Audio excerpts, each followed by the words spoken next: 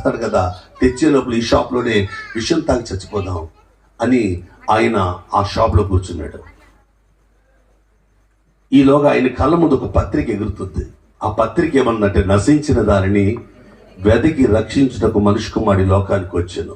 ఇదే పత్రిక ఎన్నో సార్లు ఇలాంటి కాగితాలతో పొట్లాలు కట్టి వస్తువులు వచ్చిన వారికి కావలసిన సరుకులు కట్టించేశాడు ఆయన పొట్లాల కింద. కానీ అదే పత్రిక ఆయన జీవితాన్ని కడద్దని ఆయన తెలియదు.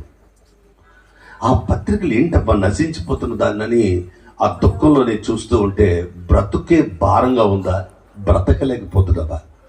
నీ బ్రతుకును బాగు చేయగల దేవుడు యేసు.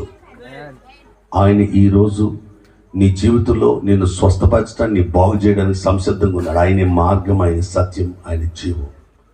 రక్షింపని అనుకుంటే ఆయన హస్తం కొరచగా లేదు. ఈ పదాలన్నీ రాస్తూ ఉంటే ఆయన గుండె